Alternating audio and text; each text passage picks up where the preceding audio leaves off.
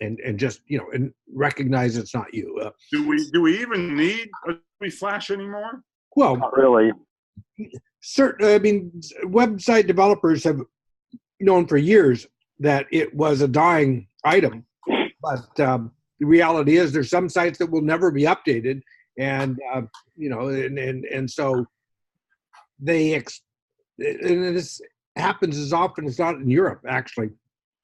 They just don't get updated, and they don't have the resources. The developer of the site developed it and has moved on, and hasn't updated it. So it depends upon your particular needs. I mean, some people might need it to play a game with their priorities, and other people it might be the introduction to a website just because it was their intro and all that kind of stuff. Until somebody takes those pages down and redirects the start, you might get stuck going into a website and have to actually enter it from another side.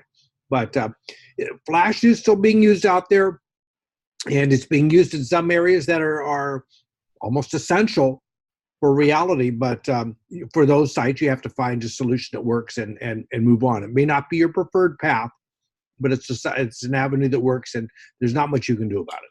Well, the thing that's irritating is that I've got my computer set so that it doesn't try to update automatically. It notifies me when there's an update through system preferences. And when I go through all this, I do it, like I say, the PPAPI one doesn't get updated.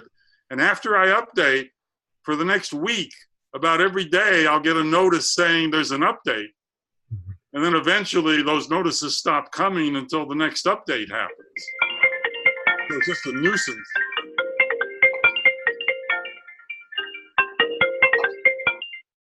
Well, to that end, and I don't want to raise any hackles There's Greg. or whatever it might be, but you recognize Greg has his phone up. I just sent everybody a new Greg, email go ahead and mute. with a link in there again. Try that one, Bonnie. It seems to be working. You're welcome. Okay. Do recognize that coming in the future is Malware's offerings to fix your Flash and all.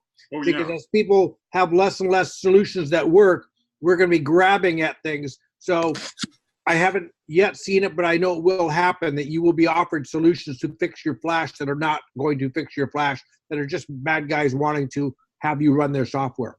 So Why ignore those unless they come through system preferences? Okay.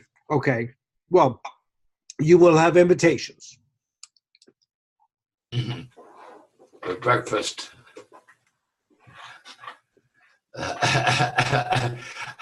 Whatever it takes, I'm going to be here Okay. whenever I can.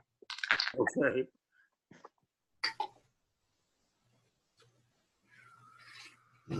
Greg, well, so let's throw it back out there. Is anybody else at the moment? How many particular items that- Some of them have sent me an email, but then they're not paying attention to their email, and still couldn't get anything, and so I just did it again. So, all right, Greg is busy conducting traffic control. All right. Anybody else bring some questions to mind? It's we've had our month. Issues or problems or concerns? Yes, I have a question. Go for it, Janine. Okay. About 2 months ago, I had to have my computer had to have the operating system reinstalled, and I had backed it up. And when I got it back, the screen resolution had totally gone away. In other words, I have a cinema display. It's old. It's about 12 years old. And I cannot get the original resolution back. In trying to troubleshoot, I've got this one cable on. Don't know if it has anything to do with it. It looks like this. I don't know what it goes to. I suspect maybe the resolution, but I don't know. And I'm not sure what to do to get the original cinema display resolution back. Okay. isn't that a modified USB power port or something like that, Robert? Because I've got one of those coming off of one of my USB hubs that powers the hub. Yeah, it is exactly that, and Janine, are you not finding an equivalent place that will plug into? Right. I don't know what it's. I cannot find the other end. Can't find the female. I don't know what it goes to. Do you have any change in hardware at the moment? I mean, have you changed out? Is any of the hardware missing? No, nothing that I know of. I've. Do you know how your cinema display was connected to your computer before you had them upgrade or restore your operating system? Well, when I upgraded my computer, I have the black round one, and it had the Apple connectors that came actually from the one that looks like a cheese grater, and well, I don't know what else to call it. I'm not sure which one that is. It sounds like a DVI kind of maybe. Well, the cheese grater would be like the Power Mac that had the holes, the metal frame, Yeah. the metal hardware with the holes in it. That was what Okay. it was affectionately called the cheese grater. I didn't know what else to call it. It's just a Mac Pro that I gave away. So, but before I had to have the operating system reinstalled, it was fine. I had I love the resolution, the native resolution of the cinema display, but I cannot for the life of me figure out how to get it back. Surely it's got to be somewhere out on the web, but I couldn't find it. Okay, so Janine, so you have it cabled up to your Mac, right? Like it was before? Yeah. And does it light up at all? What's the symptom? Or wrong? It works, but the resolution is wrong, or what? Yes. Okay. Yes. The resolution is wrong, and I can, well, on some Windows, I can do Command minus to get it back, but natively, no. When you go into the system preferences and then the display preferences, Yeah, I've done that.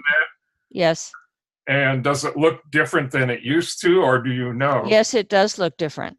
Okay, that makes me think, or tends to increase my feeling that what happened was you had a driver installed for the cinema display that got deleted or wiped out during the upgrade. I agree. And it's not back in there because it's not part of the more recent operating systems. Now, whether that driver came with the display, on some type of media, or whether you had to download it originally from Apple, I don't know, since it is an Apple product, apparently. Right. The only thing that I have is the resolution says default for display, and that's a lie. It's not. Okay. And it seems to me like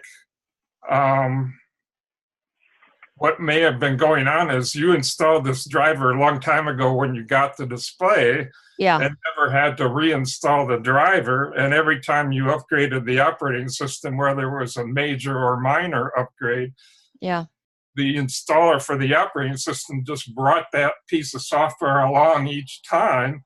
And luckily for you, it probably continued to work okay under later releases without breaking it. Yeah. But now, so where do I get the driver?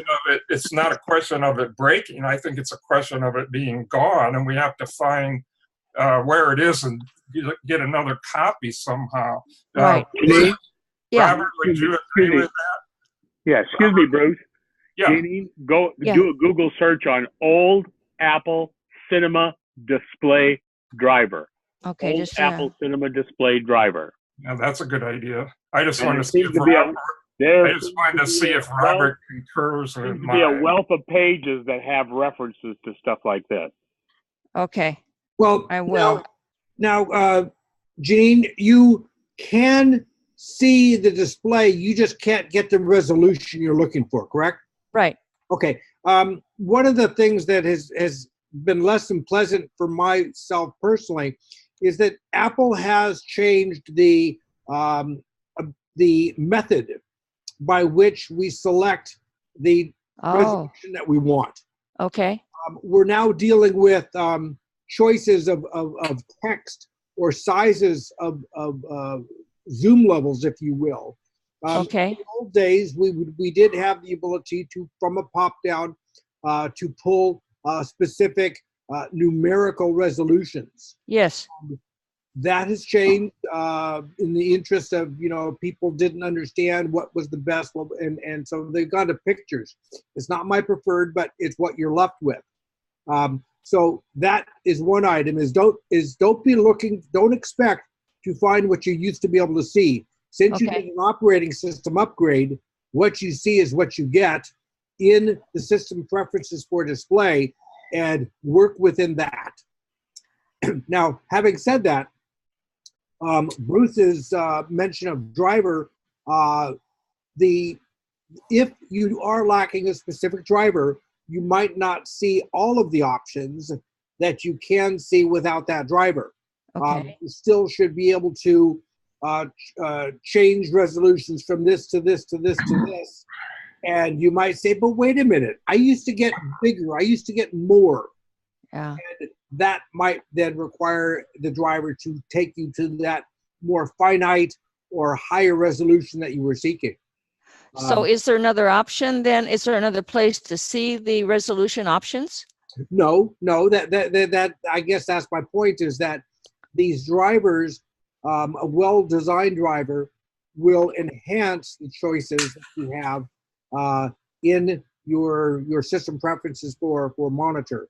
So go there, see that, yes, I can change, but I just want more than that. And at that point, well, what I used to have, obviously, as you're saying, is not there. And the only options that are there give me this enormous resolution, and I can't see the entire screen, except with some of the websites that I go to, I can use Command minus to make shrink the image format. Yeah, shrink that, but not with everything. And it's just really annoying to have to move back and forth across, move the window across the screen so I can see what's on the other side. No question. I mean, myself, when I go to system preferences for display, you start off with two different radio buttons in today's operating system. Yeah. One is default for display, and the other is scaled. And personally, I like the scaled. It allows me to have a more zoomed out image, which gives me smaller text and all of that kind of stuff. And if you use that, hopefully you're going to, well, the reality is you're going to affect the current operating open windows, which, we'll just have to deal with that. But again, if you use the resolution, the radio button that says scaled, and then you will beneath that see icons of larger text, more space is what they have as the two ranges. You see that and can move amongst those. I can't even if I go to scaled, if I go to the only scaled option I have is much less. And it just makes everything worse. What you're seeing, Janine, Robert, check me if I'm wrong. What she's seeing the only options that are available in the current operating system, correct? Yes. The current hardware. I have only 1280 by 800 or 1024 by 640. So my understanding, if that you can literally go through and put on every old driver there was, if it lets you, and the Apple system, when you go back into that display option again, the ones that are applicable with that hardware will show up in the display as well, if I understand that correctly. Correct. Yeah. Right. Exactly. All right. Right. Well, okay. When I go, if I can even find one of the old Apple display drivers, where does it go? Where do I put it? Actually, it should be smart enough if it's got an installer, it should install it in the right way. Exactly. That's right. Okay. That's all right. I'll Janine, try it. If it doesn't, I'll have to do it offline. But if it doesn't, I can hack around a little bit and figure out which folder you can cram it in or whatever. But usually they're pretty good about actually putting them in the right. Yeah, and I think what happens is once it's in the correct folder and you restart the computer, it'll automatically look there and find it and load the driver. But maybe probably not without a restart. But that's no big deal. But okay, Janine, I had a question. Now, you said you or somebody reloaded or reinstalled the operating system. Yeah. Did they Right. put the same major version or a newer version on? You know, I don't know. I You thought don't that they know. put the same version on, but maybe they didn't. I wasn't, it was, it's one of those so-so Apple stores that do both. It seems as though, well, you know, there's two possibilities. One is if they put the same version on, which Apple likes to push people forward, as Robert will Right. always say. And so they're more likely to have put the newest version on that machine would take, Okay. unless you told them specifically otherwise, I'm guessing. I didn't. I just Yeah. said, go ahead, back it up, and then, you know, put Right. it back, and they didn't. So, I mean, Right. it didn't, I don't know. Go So, find Okay. Now, there's a couple possibilities. If they did put the same version on, it could be that still wiped out the driver. In other words, they Yeah. did what we used to call a clean install, although that's almost non-existent now. There's really no easy way to do that anymore. But Okay. if somehow they did that, then that driver wouldn't be there, probably because it probably isn't part of the main OS 10 installer or Mac OS installer. So All right. that's possibility number one. Number two is like they put a more recent version of the Mac operating system on there. Probably the latest one, or at least the latest one the machine would take if it won't take the very latest one. But in any Okay. event, one that's later than what was there. Now, that could be a case where maybe it didn't actually wipe out the driver, but that the driver might not run under a newer version and thus isn't getting loaded. But usually there'd be an error or something, but I don't know if they would have told you that or showed you the message or anything. Okay. What version of the operating system are you running? Well, not the latest one, because when I installed it on one of my backup drives, then it wouldn't let me in. I installed it and it wanted to know my password, and the one I gave it, it didn't recognize. Okay. So I just went back to the old one. Go to your Apple menu, do the About This Mac, and tell us what the version is. Okay, just a second. Greg, looks like Bart's not going to be here today. I believe he's in Delaware right now. Yeah, I think you're right. He's I know he wants to make a presentation next month. I know. He has a new grandson there. Okay, 10.13.6. Okay, gotcha. That's what it is now. Okay. Yeah, that's the one I'm guessing trying to what work you with. had was not 10.13, but something older. Okay. We're at 10.14, and can you see, Janine, can you see am I sharing my built-in? Yes, I've been watching it. Yeah. Okay. This is 10.14. Okay. I do know that this has been evolving over the last iterations of the operating system. Okay. The default for display is going to set it to what they think Right. is the native for that particular display. And Okay. that may or may not be correct for that display, but it's a one-shot deal. Here's what it is. Here's what you get. And Yeah, I like that. idiot proof, if you will. But Yeah, then I like it. if you're not happy with that, then you can scale it differently. And at that point, you can choose, and it kind of gives you an idea as to what the different choices are here. And these are buttons you click on. Yeah, I know. I understand. All right. Here's what I'm going to do then. I will first see if I can update my operating system just from the Apple menu. And if that, the only thing, it just worries me that it'll update to, it won't let me back into my computer, and then I'm really stuck. Make a clone if you've got an extra drive. Make a clone of your operating system right now. Yeah, I will. Or a Super Duper or whatever. If you merely do an upgrade or an update, it will not alter your permissions. All right. Okay, then that's what I'll do. And Janine, having said that, if you're going to make a clone, in this situation, it needs to be a bootable clone. And the only way to be sure a bootable clone is truly bootable is to test boot it. Yeah, right. Well, I don't think that'll be an issue. We're just talking a standard update upgrade. We're not talking using different operating systems. I think the most promising thing is to do it. Greg suggested earlier, do a Google search, see if you can find what looks like a suitable old driver for that display and try to Okay, install step it. one. That's step Yeah. one. If Yeah, it works, then load them all. Load if them it all. works with that to your satisfaction, then stop right there. If it ain't broke, Right. don't fix it. Don't go any further. But Yeah, as a if matter of not, fact, then it's time load to them all. go. Load them all. All right. Yeah. Look at the date. If everything fails, then Greg, I'm going to call you and we'll work Yeah, it no through. problem. Okay. All right. Thank you all. All right, and do look around more for that port that plug would go into, because you're saying that all of your hardware is still there. So wherever plugged in before, it's still there existing in one of your devices. I've looked, but I guess I'll look again.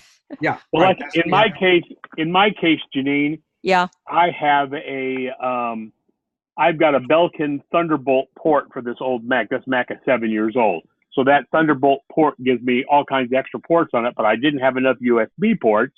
Okay. So I bought a USB 3 port, or USB 3 7-port adapter, and it plugs into a USB port on the Thunderbolt gizmo, and it has that weird power connection like that you just showed that powers it. Okay. Or excuse me, that transfers its USB in from the Thunderbolt adapter Belkin into this other 7-port USB hub, because I wanted to be able to plug all this crap in and just leave it plugged in all the time. But it uses that weird, I'll look. Maybe I've done something like that. Possible.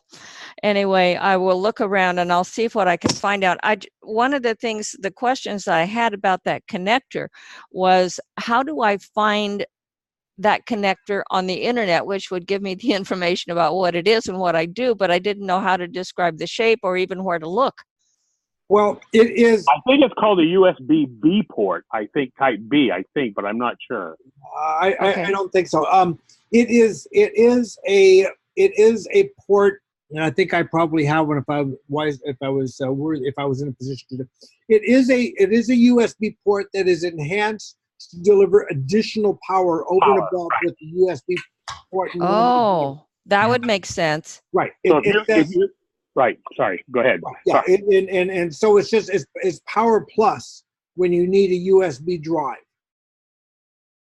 That makes a great deal of sense for me, because one of the things that I've had horrible trouble with is getting the Apple Watch power adapter it won't charge the watch from my USB ports here. I've had to go into someplace else to do it. So maybe if that adapter is providing additional power.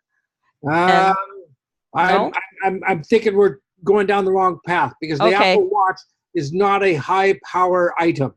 This would be for a drive that, for instance, a Drobo or something like that has many different drives in there. Okay, I don't have a Drobo. Okay, bigger picture. All right. It's an item that wants to connect via USB, but due to its nature, it has requirements for a lot amount of power.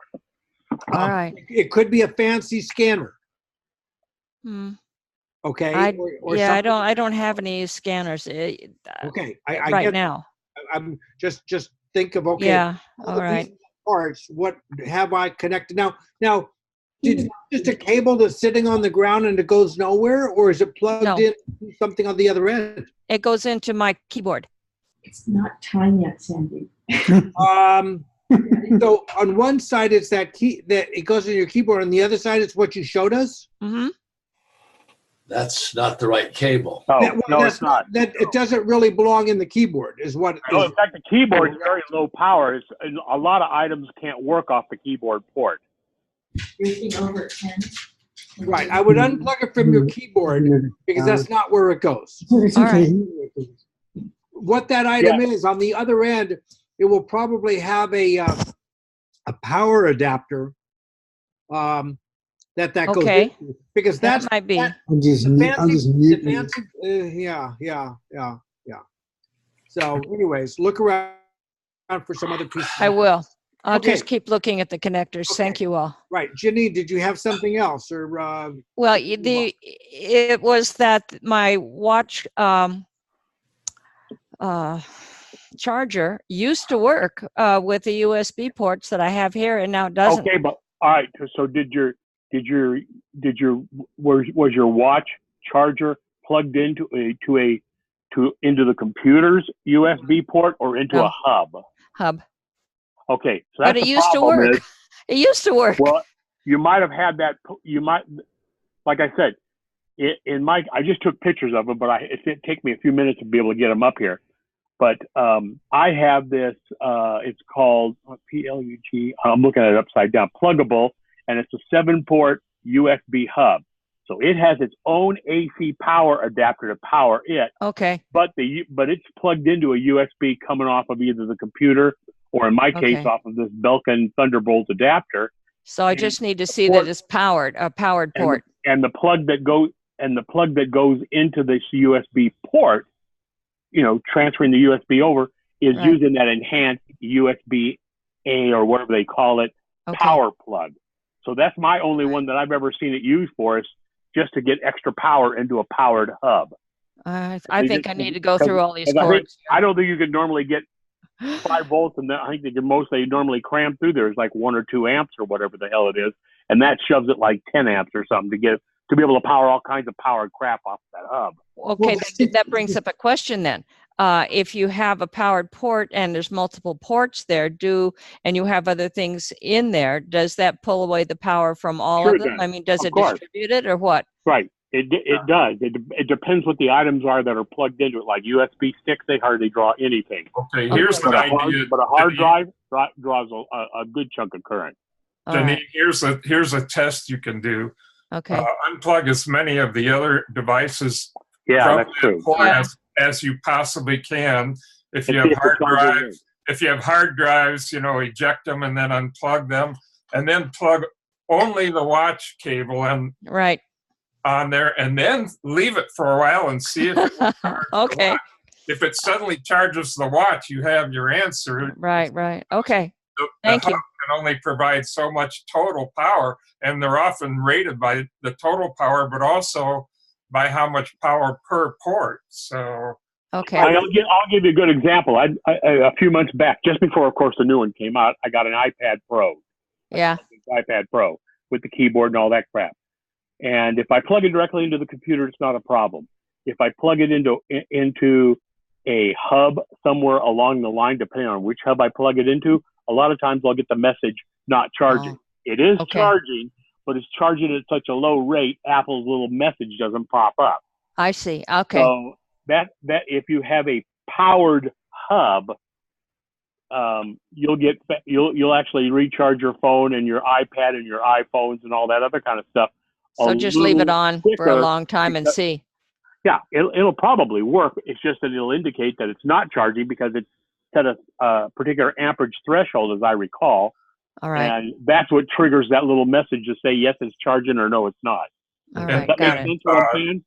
Janine, another example, we have an old Belkin charging station. It's not a hub. It doesn't connect to a computer, but it has jacks, outputs for Right. USB and various devices, so you can charge different things. That's what And I've been doing. Yeah, and Yeah. we've used it for our old and newer iPhones just fine for a long time, for years. But when we first got our iPads, I discovered that, lo and behold, it didn't put out enough juice to charge an iPad, even the standard size. You would get that little message that Greg, or symbol, it's a little icon and a message, I think, too, in the middle of the screen.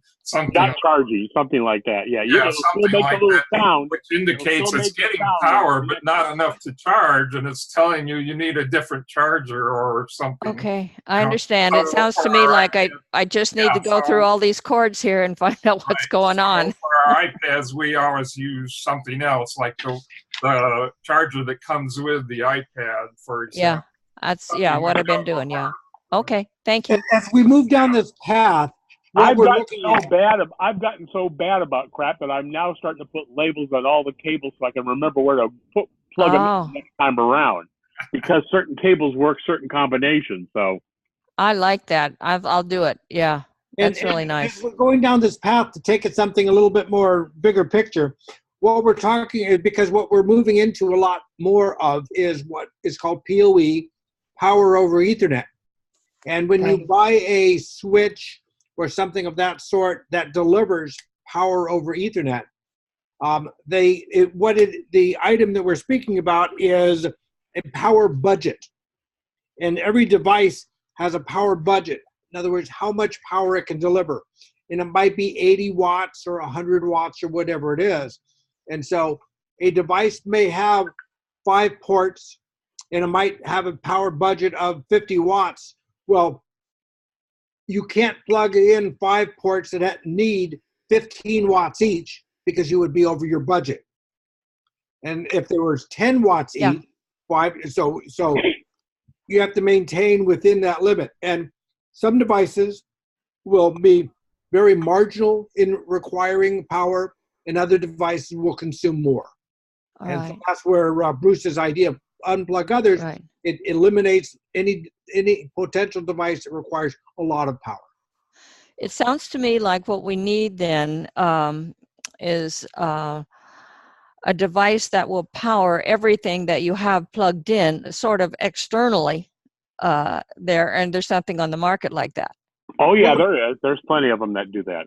Yeah, okay. And when I buy a switch, I can buy the 150 watt, the 200 watt, or the 450 watt switch. And all that does is says that that switch is more capable of delivering power to more of the devices. More of the ports on that switch are going to be capable of being powered ports. Give me a brand. Give me a brand. Pardon me? A brand name. Anchor is the path to go for reliability of power of hubs and batteries and yeah, that's a good choice. Power. I've been very, very happy with the quality and features of the Anchor line. Okay. Just remember, Anchor will not weigh you down. Nice. Is ANCHOR not A? No, it's ANKR, I believe. ANKER. Oh, okay. ANKER. They make great stuff. But nonetheless, it still won't weigh you down. But I'll give you another. I'll give you a world example of what happened to us last week. We're camping with our RV group. I'm at a park. The park has 30 amp service, which is what my RV is. Inside my RV, if I'm running on 12 volts, I have a 1200 watt inverter. So that means I can only draw 1200 watts off that battery before it overloads it's drawing too much on the inverter. But when I'm plugged into 110, I'm good up to 20 amps.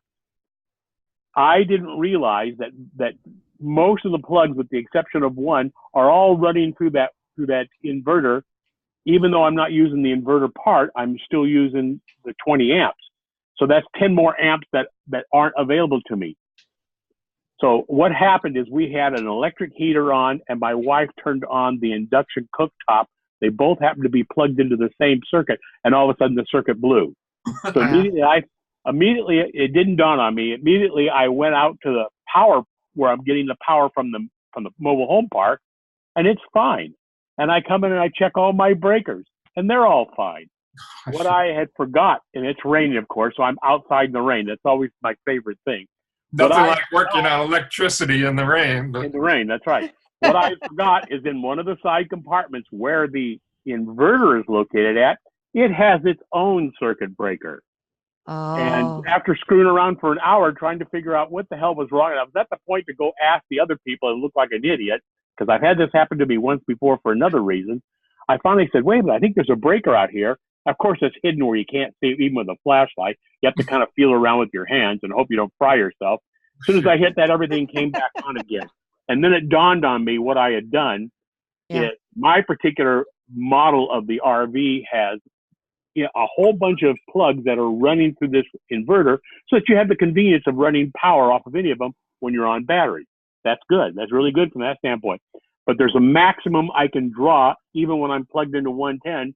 So now I took the heater and I went back to the one socket that's in there that's on a totally different circuit and plugged the heater back in there and just let it run full blast because somebody else is paying for the electricity anyway. But I learned a hard lesson. So now Yeah. I'm going to take that labeler with me, honest to God, on the next couple of trips. And every time I've got a little watt meter that I can plug in and see what it's drawing, and I'm going to identify every item that plugs into a circuit, how much wattage it draws, so that in my head I can add the things up and know that I'm not going to shut something off in the middle of the night. Yeah, I'll And do that. it I'll is start interesting. labeling. Again, going bigger picture, because we're going to really be hitting this more and more. It's not just with PoE devices and that kind of stuff, because as we move to solar technology, we're looking for alternate methods of energy. Yes. So as we move to alternate methods of energy, we have to recognize along with that comes different management techniques. Because solar is not going to deliver the oomph and the power perhaps that one might be expecting. So, you know, it's not you. It's just, you know, we have it's progress. There you go.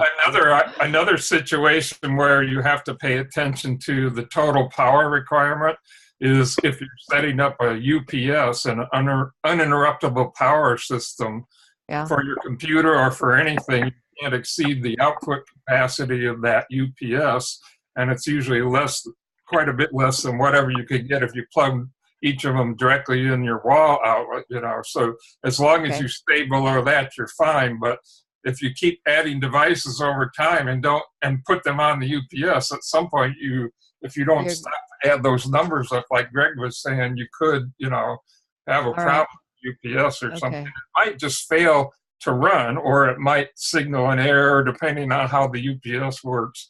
But one way or the other, you could have a problem if you exceed that. So anyway, by the way, folks, speaking Greg, hurry back. Speaking of USB and stuff like that, if anybody needs any USB headsets worked on or repaired, I have now done 4 of them for the same guy in Washington, D.C. He likes the Logitech H555. I'm not sure if they even make it anymore. He sent me 4 for repair in various states of disarray after his last working one stopped working.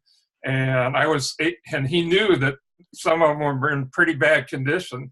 I was able to get 3 out of the 4 working back to normal. The 4th one is so bad, it's basically a basket case. It's a parts unit, and I'm sending it back to him with a note that keep it for parts. You might need this someday if somebody has to fix these other headsets. So if anybody has any headsets they need looked at or anything, how do they fail? I've become a kind of an expert on working on these darn things. So anyway, how and why do they fail? User abuse, basically. In other words, being hard on the cable where it plugs into the computer. One of the USB connectors itself failed. Another one where the short cable that runs from the USB plug to the little Logitech module that holds the small circuit board that converts between analog and USB digital. That short cable between the plug and the box failed in that stretch. And then a third one, it was simple. Some of the older headsets, I think this was the older style, they had coming from the computer, you have the USB plug into the computer, you have this little box, and then you have another little box with 2 audio jacks, 1/8 inch audio jacks. And the headset has 2 1/8 inch audio plugs, one for mic and one for the 2 speakers that go over your ears. And he had reversed those 2. So the mic was plugged into the speaker jack and vice versa. So all I did was reverse them and test it on my computer, and it was fine, you know. But the other 2 were much more difficult, so they more than made up for it. And then the 4th one, that was a basket case, the headband that goes over your head, or actually goes behind your head on this model, was broken in 2. The plastic was broken in 2. Some of the wires, there's several wires in that headband. Some of them were broken, others were frayed, and it was just beyond repair. So all right. Well, what you're speaking with in the bigger picture again is that, yes, with many of these devices, some of the critical junctures, as we've probably learned, is at the connectors between the interface of a device and its any kind of cable is going to have a weak joint, and it'll be the bendy part and everything else. Exactly. So that's where you're always looking for the quality. That's where I found back to the Anchor. That's what I like about Anchor is the bendy parts and all that junctions. They're very, very on top of reliability, longevity of the devices. So Their cables are a lot better than most other brands' cables too. What? Their cables are a lot heavier made than most other cables out there as well. Right. They're in it for the long Which run. one? Which one, Greg? Anchor cables. Oh, Anchor. Yeah, I mean, what I did was, if you know what heat shrink tubing is, after I got the racing repaired, I used copious amounts of heat shrink tubing in various diameters and lengths to kind of beef things up so that it would be a little more rugged, figuring that he'd rather have the ruggedness than having it look pretty and pristine like it came from the factory. So I think that'll be the case. And of course, what Bruce wants is Bruce wants him to whine and to ask for repair before it is so dilapidated that trying to pull parts together just isn't going to work. Hitting it ahead of time is the answer. I don't know, if one answer is to get a wireless headset, like a Bluetooth, but I don't know if it's still the case, but it used to be the best audio quality was on a wired USB headset. And maybe some of the better wireless ones now rival the wired ones in audio quality, but I don't know for sure. So the quality of wireless has definitely stepped up, but I don't. And it's certainly you do gain by not having reliability problems of cabling and this and that kind of stuff. You open up yourself to interference issues and that kind of stuff. But I'm tremendously impressed with how we are going wireless more and more and more, and it's almost expected that people will be wireless, and so we're solving those problems that are coming at us fast and furious because the world is going wireless. Okay, so anybody has any questions on USB headsets or repairing them, contact me offline or on here after the meeting or something. Got it. All right, so anybody else have a problem or an issue that they've been struggling with? Okay. Everybody's stuff's working perfectly, right? Nobody has any problems whatsoever. Okay. Let's come at this from another angle. Anybody had any interesting challenges that they've succeeded in figuring out and working through? I gotta say that I'm ready to go to Mojave, even though they've given up notifying me. But I'm certainly going to use my carbon copy cloner and copy everything before I upgrade. Okay. I'm on ICR now. Okay. I don't think you're going to get hurt badly, so we won't. I'm not going to worry about you.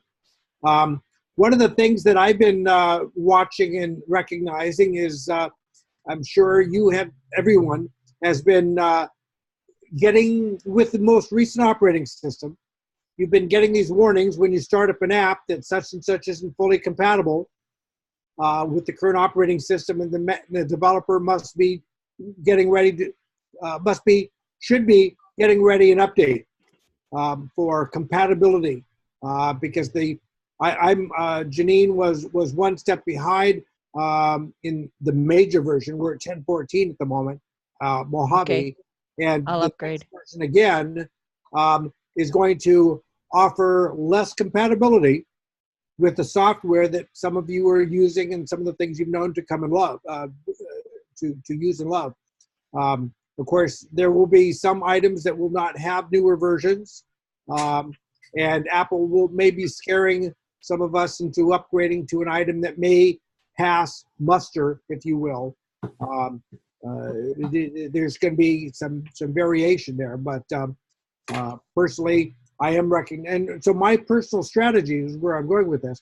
My personal strategy is a matter of wait to upgrade, because I'm going to put up with the notices right now because I'm anticipating perhaps between now, if I was to upgrade now, I would get the current version of that application, and then in 3 months, 4 months, whatever down line, if they upgrade that application, now I'm one upgrade behind, may have to cost me money, etc. And it also, so I might just be saving up a little bit my budget, if you will, to be ready to upgrade. But those are error messages. They are real to the effect that things will be changing. It may not be as bad as we think it is, as we're being warned, but they are real, and they will be. We will be upgrading our software if we're wanting to maintain compatibility with the next version of the operating system, which won't be probably until June, July, that kind of thing. But there as much notices to the developers as they are to us. So there you go. The one that personally hits me as often as not is my Acrobat. I'm running a very old version of Acrobat, and Adobe's not my best friend for pricing. But I'm at the moment still getting away with Adobe Acrobat Professional 8, and I think we're probably on 11 or something, who knows, like that. And I see some idiosyncrasies with that, but nothing that's stopping me from getting my work done. So. Well, luckily, Anywho. Previews keeps getting upgraded all the time to have most of Acrobat's capabilities. So it does. I'm personally of the belief that I'm a diehard to think that you get something for your money. with Acrobat, I agree. You do. And since I am a person that my living is dependent upon the capabilities of stuff, I tend to upgrade more often than many people. And I also recognize that I personally have to be in the business of having been there, done that. So when I walk into a client's office and they're using something that is better than what I have on my computer, I'm not so aghast at how different it is and how, ooh, look what this is, look what that is. So it's just part of the cost of doing business, but for myself personally, but not for everybody. Bob, was it you? Bob, are you there? Yes. Was it you that sent me the request regarding the Outlook issue? No, that wasn't me. Okay. Yeah, from Bob. Sorry about that. I No got problem. a request from when I sent out the first announcement on Thursday. I got a request saying this gentleman was using Outlook, and every time he went into Outlook, it asked him to put in all the account information. And I no longer use Microsoft on this computer because I just can't justify spending the money for an annual, for something I just fool around with once in a blue moon. So I'm either using Google Sheets, or I'm using Pages, or I'm using OpenOffice for most everything. Mm-hmm. But I had done I went ahead, I'll show you what I did. Yeah, let's go with that. I'm going to share my desktop here. And his request was every time he uses Outlook, it's asking him for passwords, and he's got 4 different accounts, so he has to log in every time. So I just put that up here. I just put that in a Google search, and it gave me a whole page of things. And here was the first one that popped up was from the University of Iowa, a whole procedure on what to do. Now, of course, this is assuming that you're working on a PC. So then I did the same thing and just added the words Mac. So Outlook for Mac constantly prompts me for my passwords. And this is the message that came up for that one. And again, a whole procedure. So Google is your friend. You may have to do a little hardcore research or whatever, but whenever you run across a situation where something's a little squirrely, I do it all the time, is type it in as concisely as you can, and Google will do a pretty fair job of trying to figure out exactly what's going on and see if it can't make sense out of it. So I'll email that off to him and let him know for those links of where to find that information at. And that was the same thing I had done for Janine while we were talking about that. I guess I should have showed that while I was there,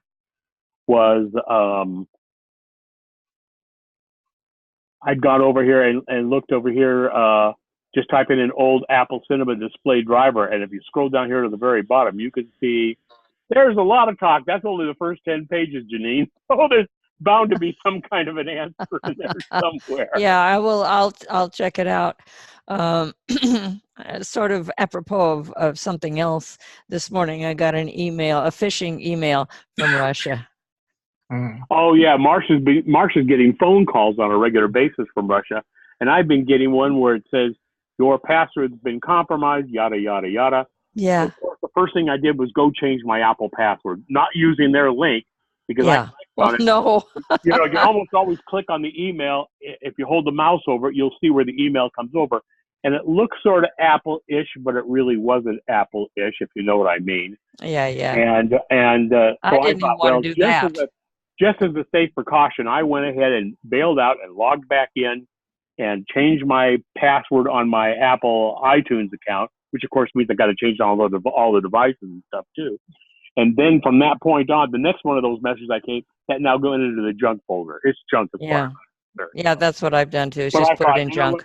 Never click on any of their links to follow through. No, Go I wouldn't. do it directly with apple.com or better off going to system. What I liked was that the page actually said where it was from. It said Russia.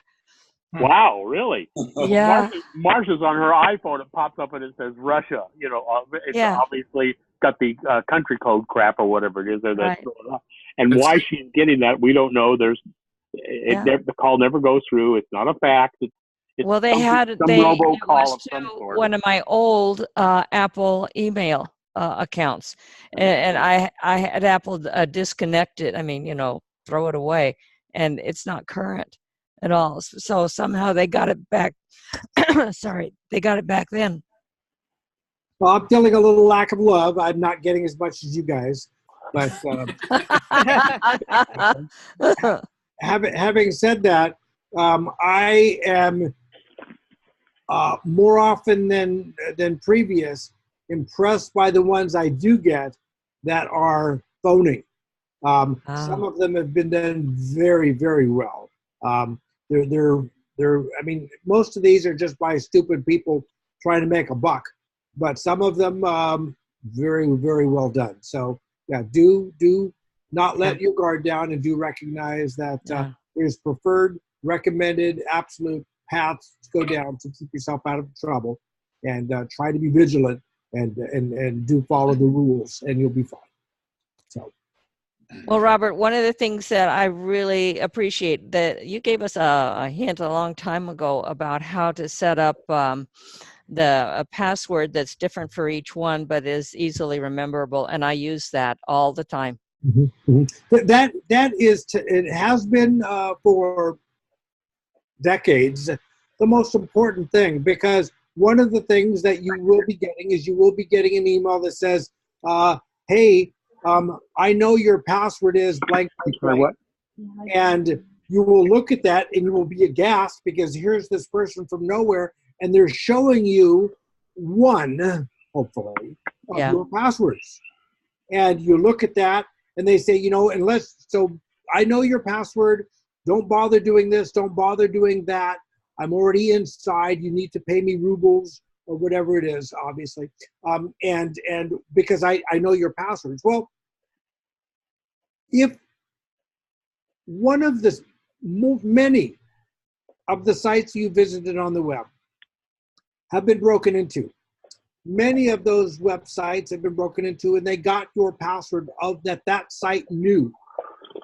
And you know, it's a simple matter. If you've ever shopped at Target, if you've ever done this, if you've ever done that, your passwords have been compromised. The key to success in life here is, when you get those, to be able to just laugh at the guy and know that, okay, fine, you could almost look at that password and kind of maybe have a clue as to where it came from. But the bottom line is, that person will not typically have any clue where that password came from. They just know that your email address at one point in time have used this password somewhere. And they're counting on you to be using the same password everywhere. So they're going to try that password on their favorite 100 websites or whatever. And the odds are you're just fine, because that isn't going to work most anywhere. It's kind of spooky for someone to show you and email you your quote favorite password, if you will use the same word everywhere, I would begin to freak at that point. Mm-hmm. But as Janine has recognized, having a different password for each site really, really, really cuts down your liability in tremendous ways. Robert, why don't you go ahead and give a brief explanation, those who didn't hear that once before, of your process. Right. Well,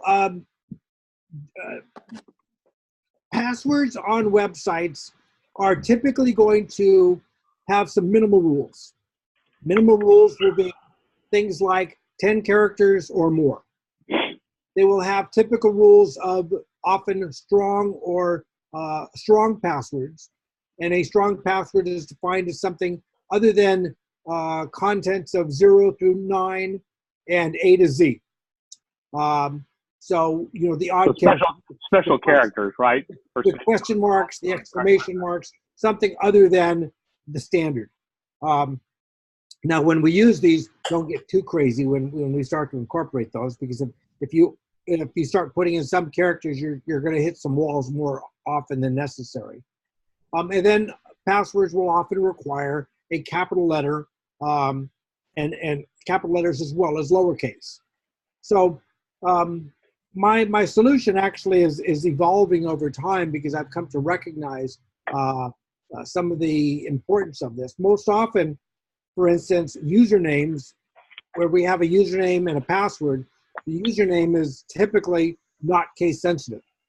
You'll come across, though, websites and such that, in the interest of a higher security, they will have case sensitive usernames. So do put that in the back of your mind when you're creating your usernames. As often as not, you might want to consider using usernames with the initial letter of a username capitalized, because iOS happens to, in many fields, automatically assist you in giving you a capital first letter because they expect a name or such. And I've been bitten by this, and others I know have, in that when they put in their username, they just type and without thinking, and the iOS system capitalizes that first letter, which doesn't match the username that they had created in lowercase. So, having said that, back to passwords themselves. What you want is a password that is 10 characters or longer, upper and lower case, letters and numbers, and a special characters. That will turn it into a strong password. So again, because of the English language, I tell people choose a noun that starts with a with a vowel, and so you might choose apple, or any vowel starting letter word, and I would suggest it be 5 characters or more.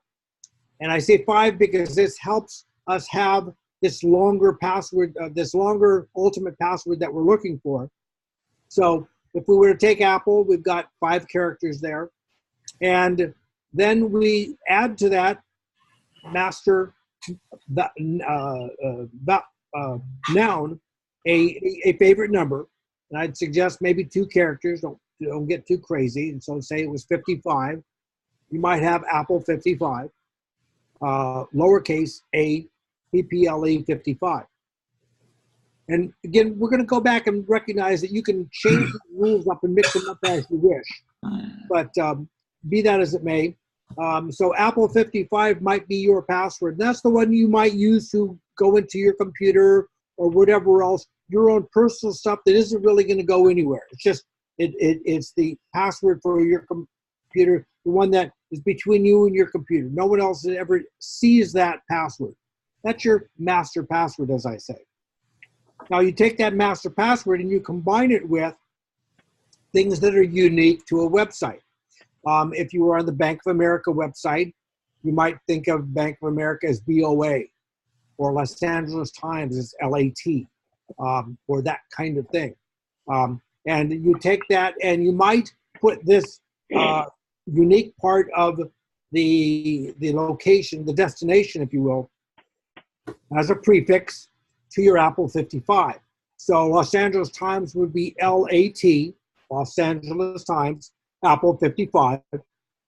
And then just throw on one of your special characters, a question mark, exclamation, that kind of thing. Don't get too wild again there. And are there any characters you shouldn't use? Well, I wouldn't be using the back ticks that are to the left of the one. I wouldn't use the @ sign. I wouldn't. The percentage is a handy one. Don't try to use slash or backslash. Right. Think of because the some of them are used in computer speak as well. So correct. I wouldn't use a colons or semicolons. These are also often used to. I would be careful of the ampersand, because these are items that are used in the computer world to combine and take apart pieces and parts, and you don't want the computer who's looking at your password and try to take it apart and put it together. So I would take something like the Los Angeles Times and either capital, lowercase, capital, or capital, lower, or whatever sequence fits your bill with consistency. You might do capital L, then AT, APPLE, 55, question mark. And the reason why I went back to vowel is because it allows those combined acronym and your vowel to merge together, such that when somebody looks at it, they see La Tapo 55. They're not thinking. It looks like a word. It looks like a word. Together. Nobody ever sees it as a combination of stuff together. So they can't pick it apart. And so your La Tapo 55 exclamation will not work anywhere else except by another website that also starts with LAT. So you've got your odds. You have a strong password, unique to every place you go, and easy memorable. And whatever system you go with, that kind of mentality of a system will get you a long, long way and keep you safe. Last thing, you have plenty of things to deal with on your computer to keep yourself up to date and using the latest technology. One more thing is you don't have somebody now have to force you into changing the same password that you use everywhere. So there you go. It's worked for me. Yep. That's really the simplest and coolest idea I've ever run across. Yeah. Greg, can I add something? Sure. That is a cool idea. First of all, everything Robert said, I agree, is very good information. And Greg, I agree. I don't think, Robert, we've heard that anywhere but from you. I think you're the only one I've ever heard that explained it. You ought to patent it, trademark it, copyright, whatever. But anyway, now I'm going to talk about something additional that people should know about and should be doing. And what that is called two-factor authentication, or sometimes two-step verification. Those two terms mean more or less the same thing.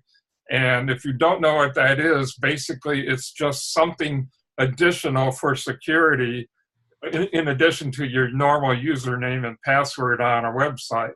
So the way it usually works is when you sign up on a website, or initially or later on when you turn on two-factor authentication for your account on that site, they'll ask you for the phone number of your mobile phone or anything that can receive text messages. So you put that in, and then when you go to log in, not only do you have to get the username and password correct, but you also get a text message at that point after the password is accepted. They send it a unique text message. It's different every time you log in, and they're usually only 4 or 6 characters long, sometimes just numbers, 6 numbers, 6 digits. And you put that in on the website, copy from your mobile phone, type it into your computer or whatever, or the phone itself, wherever you're logging in, and it lets you in. Now, let's think about what happens to a hacker sitting in Russia or Eastern Europe or someplace. He gets a hold of a password file with all the usernames and passwords from well, let's say Bank of America or something. Not likely, because banks are usually pretty secure, but it happens. You know, I won't mention any names. Wells Fargo. Anyway, but supposing he gets the password file of some website, B of A or Apple or anybody. I don't think Apple's ever had a breach like that, but that's beside the point. Okay, what has he got? He's got your username, he's got your password. He can log in pretending to be you, but if you've got two-factor authentication turned on, he's going to need a mobile phone that responds to the text message that gets sent out on your phone number. He may or may not have the phone number, depending on what was in the file he stole from the website, from B of A or whoever. But even if he has the phone number, what good is it going to do him sitting in Russia? How is he going to get a text message sent to your phone number, you know? So it's pretty difficult. I guess I have read that it is possible theoretically to hack text messages, but the fact that you never see that happen leads me to conclude that it's pretty darn difficult. It may become more common in the future, maybe not. I hope not. But for right now, that's a very secure way to do things. Now, the other thing I need to say is not all websites support two-factor authentication. More and more are doing it. I don't know if they all will eventually or not. I kind of hope they will. But for the time being, what you should do is turn it on when you can, especially on high-profile websites like Facebook or your Apple ID. Apple has its own version of two-factor and two-step verification that you can turn on, and it works very much the same way. The only difference with Apple is the convenience they built in, that because you're on an Apple mobile device, presumably when you're getting the text message, you wouldn't have to be, but if you are, it knows that. And so when you type in, when you're logging into your Apple ID on a computer, let's say on your Mac, in your Apple ID account, you enter the username, you enter the password, you've got two-factor turned on, so it puts up a code, but it puts it on your mobile devices, okay? So yeah, but it usually comes through messages also. As soon as you enter that code, right, normally it comes up in your Messages app as a text message. From Apple, it just comes up right in the middle of your screen as a thing. You don't even have to open the messages. And the other thing that's different is when you put the number in, after you hit that last digit, that sixth digit, it automatically swallows it and logs you in. You don't have to hit return or anything to continue. So it's a little nicer, but basically it's not that big of a deal, So if you have accounts on Facebook, for example, or LinkedIn, if you know what that is, I know Greg's on there. I think Robert's on it's like Facebook for professionals or for business contacts. Bob, they also support two-factor, and you should turn it on if you haven't. Real quick, Bob, yeah, I had that when I worked at Broadcom. I had that, then they changed it on a regular basis. Oh, like I forget there's a couple of brands out there. My wife had one for Orange County when she worked there too. It has a rolling temporal code that you put in. Well, you got to get it within that time frame. Yeah, right. And it's only 10 or 20 seconds. Yeah, it's not very long. It's like 10 seconds or 20 seconds. And then the code rolls to a new random code. And they're somehow synced up back at a server at the main place. Because we would use these around the world at our various locations that Broadcom had, and sometimes they'd be off by 2 or 3 seconds. You'd have to get the company to go back. You'd have to get the people who were in charge of that particular server to resync them back up again. Yeah, but it worked slick. It knew it was you all the time, no matter what. Mm-hmm. One other item, by the way, back to the system that I choose to use, is that you will come into situations where a website will have specific requirements that don't work within your pattern. Either they don't allow special characters, terribly so, or they have some other odd requirements. And so you will from time to time need to write down the password for that website. My solution to that is that I use my contacts application tremendously. It's available both on my computer and on my phone and on my iPad and everywhere else. And so I will have an entry for that particular business entity. And let's say it was Los Angeles Times or whatever. So I'd have an entry for Los Angeles Times. And then down in the comments section, I will put a coded version of my password. And this may happen because, there may be a breach at that site that you have to change your password. And all of a sudden, my LAT Apple 55 exclamation doesn't work anymore. So what I will put in there is I will put the LAT as it needs to be. Instead of Apple, I will put fruit. Instead of 55, I might put age, if that's the way I came up with that number, whatever meaning that number is. And then I'll put. In other words, you're putting in a hint, not the actual thing. Exactly. It becomes a hint. So if it's Apple 55 1, because I've had to change it, it'll just say fruit age 1 exclamation. So I replace the pieces and parts. I replace the fruit with Apple. I replace the 55 with age, and the rest of it is so convoluted no one would ever get it anyways. And you leave off the base part, the part that's the same for all of them, right? I actually might need to include that, and often do, because it's a big picture unless you're getting a decoder that looks at many, many different items to come up with the answer. I'm not that important.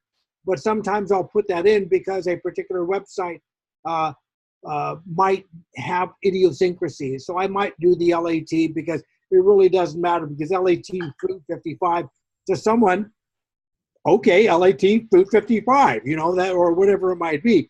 They fruit age. They're going to type what they see. They're not going to know how to interpret.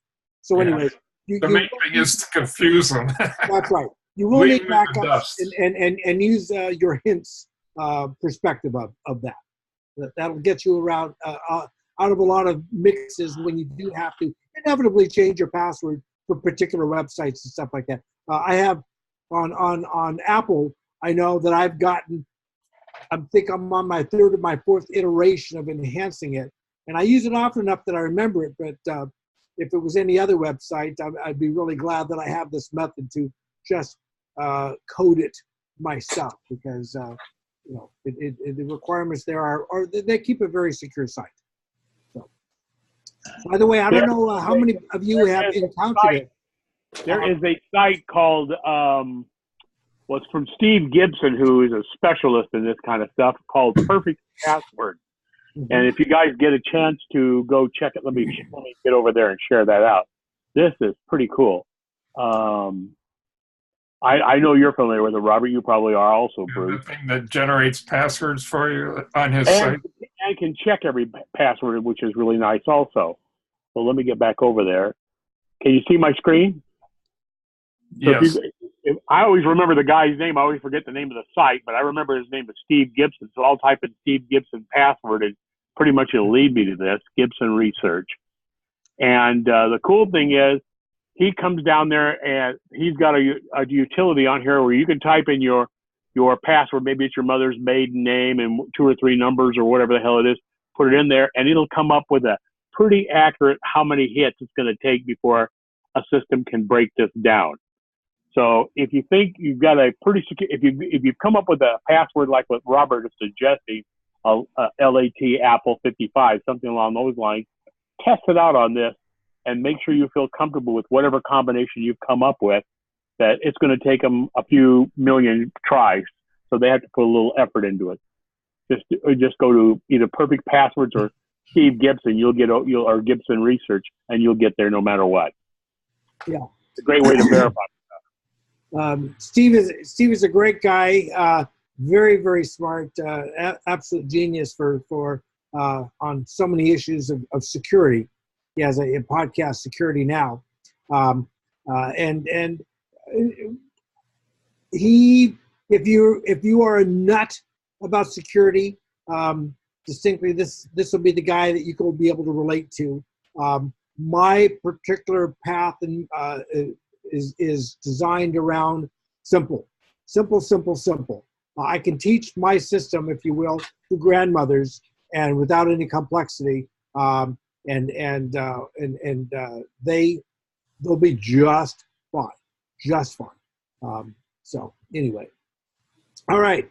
Other people have had solutions that they've accomplished in the last month.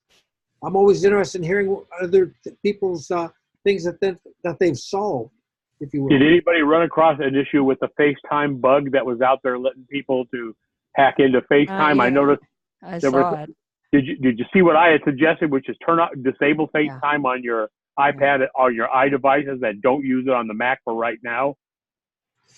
I will jump in and say, without putting down Greg's suggestion to turn it off, the reality was within after it became a viral announcement that okay, everybody has heard about it, which means it was in the Wall Street Journal and wherever else it was. We recognize Apple shut that ability to hack. Shut that server down right off the bat. They Yeah. turned it off. And so by the time you read about it, people, I'm going to say people, by the time you read about it, it was already not possible to do. The journalists that stay right on top of this stuff, they were the ones that they got in there early enough to see, oh, yep, it does work. And then by the time I read it, and I do trust that I keep on top of stuff, it already was not possible to happen. So, and my understanding is they're going to have a fix in the next day or two. They have already released it. It's already released. Yeah, there's an update out there today I saw, and I just haven't done it yet. Yeah. iOS 0.4 dot, blah blah point blah blah 0.4 for iOS. And interestingly enough, it takes a bit of time for that update to process through. It spoke of 15 minutes or whatever. It always lies, and it's actually shorter than what it says.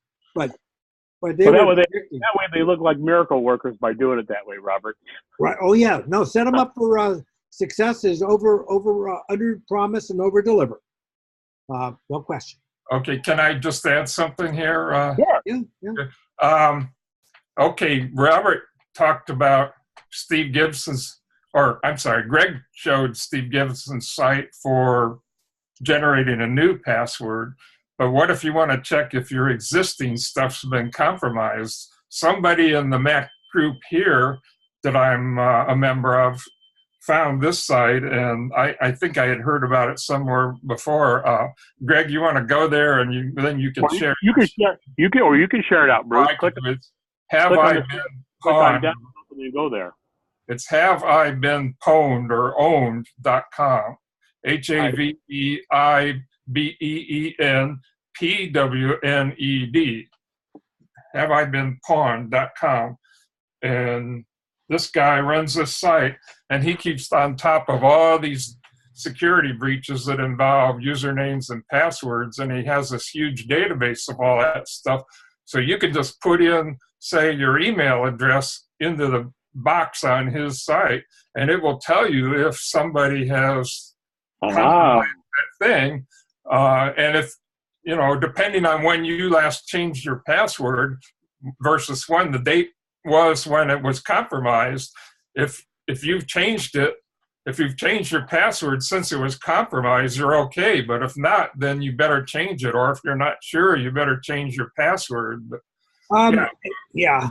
I'm going to jump in here and say, having said all that, how neat it all portends to be, my experience with these websites that do this, let me tell you if your passwords have been, if your email address has been pwned, as they call it, or compromised.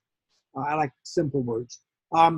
Is that unfortunately, all too often I have run into these sites that ultimately they take you down a path upon which they want to sell you a subscription or offer you a subscription to one password or one of the password solutions, and they're actually getting even a kickback from the ultimate sale of that. No, that never happened. They would always tell you that you've always been known, pawned, owned, but here is the path to not having to worry about that. If you use this, blah blah blah, because they'll never. They're in the interest of security, they will never tell you where it came from, but they'll just tell you, yes, you've been pwned by 55 websites, and so it's time you need to change it, and here's the easy path to do it. So I take a little bit of that with a grain of salt, knowing that ultimately, if there's a sale involved, you got to question the sales. So there you go. Sorry, I had to add that. There's just too much of that out there that exists, unfortunately. That's right. That's You right. know, what my feeling is that you don't have to use 1Password just because they're promoting it and getting something out of it. But it does provide a way of checking to see if it's time to change your password on something. If you're really that unsure, you should just probably go ahead and change it regardless. But if you want to know, then, you know, this is a way to do it. And if they say it's okay, it probably hasn't been compromised, or at least we don't know.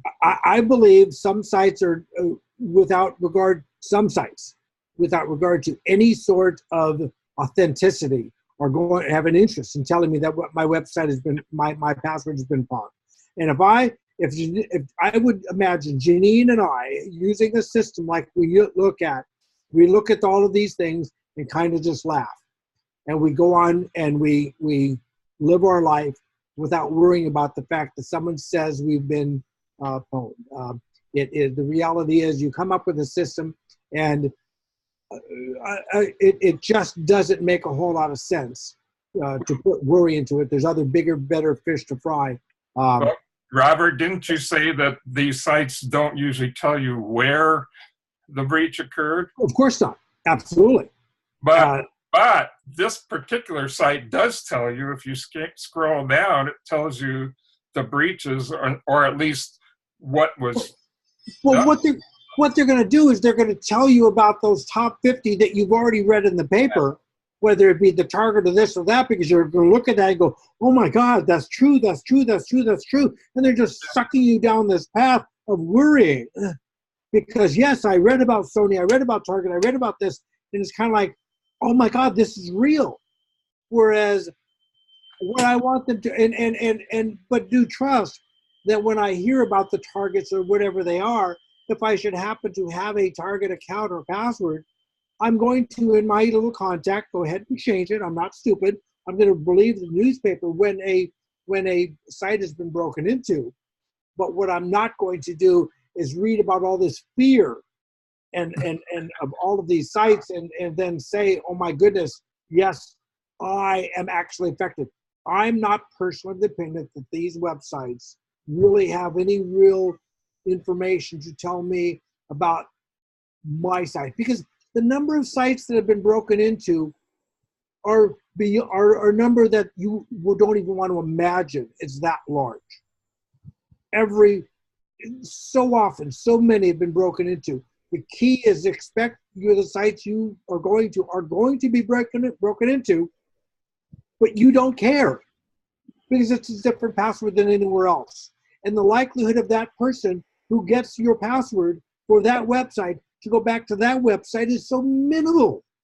Yeah. Because it's like finding a key on the sidewalk. Wow, I have a key. Which lock? Yeah. That's where you're at. You're giving up. Somebody's finding your key, but now they have to figure out which lock. You know what? I got bigger fries to fry. I'm not going to think that they're going to walk around and check every car in that parking lot, hoping that my car is still there. There you go. I live safe, but not from a worry perspective. So, okay. Other solutions. I have one.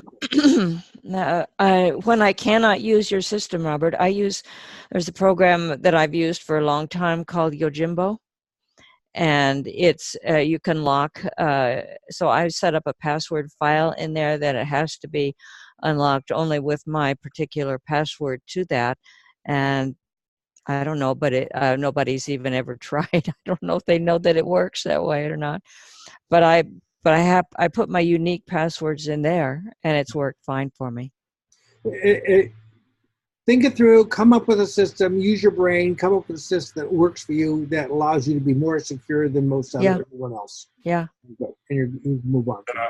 You know, if you use two-factor authentication, it doesn't really matter if the site gets hacked or not, because talking about minuscule, how likely is it they're going to know your mobile device phone number and be able to hack into that such that they can intercept that text message.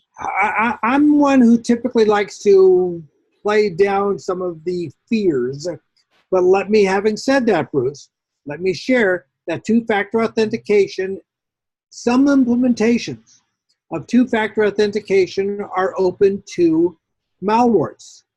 There are weaknesses to two-factor authentication. They come into play with incorporating some parts of man-in-the-middle attacks and that sort of thing. There have been poor implementations, and they often come through text using of MMS or texting.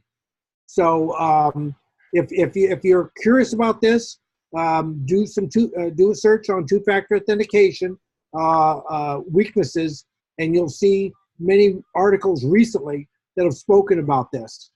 It will not be the panacea. I don't worry about it, but there are problems that are being recognized today in this, and what's interesting amongst all of this is that there are many reputable entities that are working on eliminating passwords. And I kind of laugh at this because I just don't see it happening anytime soon. But it is kind of nice that there are people smarter than I out there recognizing that a different solution is probably necessary, because not your average Joe on the street just isn't aware of and doesn't want to worry about his stuff nearly as much as perhaps he should. So anyway, thanks.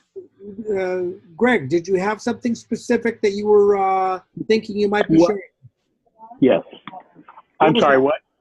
My wife was asking me something. Sorry about that. So the yes will start again. Was there something specific that you were thinking that might be interesting to share today? No, nothing that I could think of specifically. I just wanted to discuss a few things that we're going to do. What we're hoping for next month, scheduling just didn't work out for Bart, is Bart had bought himself a new iMac, top of the line iMac, because he's really into the photography, the digital photography, Lightroom and Photoshop a lot.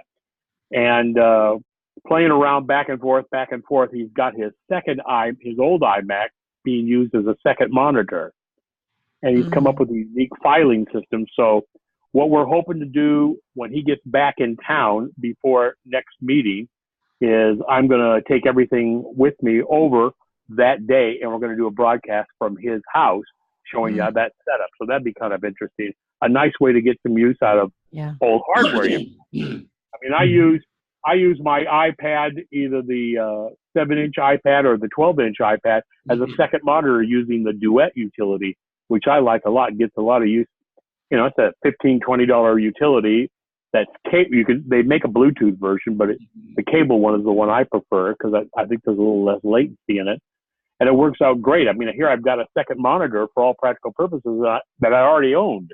I might as well take advantage of it. So it'd be interesting to see how he uses that other iMac. He can still use it as a regular computer, which is good, and he does use it for that purpose. But when he's into doing that high-end photography, he's getting that option of getting all those millions of pallets over on that second monitor to give him more screen real estate. And I think that might be kind of an interesting thing to take a look at. Okay. Yeah, I agree. And let me throw something here. Yeah, please. Yeah, Bart talked to me about this when he was trying to get it set up, and he consulted with me. Maybe he talked to you too, Greg, or Robert, I don't know. But what he's doing, I don't want to steal his thunder, but what he has done is, apparently it's not in newer iMacs, but in older iMacs, there was a thing which was similar to target disk mode called target display mode. And you boot the old in his case, his older iMac, he boots into target display mode and has a cable between that, as if it were a monitor or a display, over to his main newer iMac, and it acts as a second display. So that's what he's doing.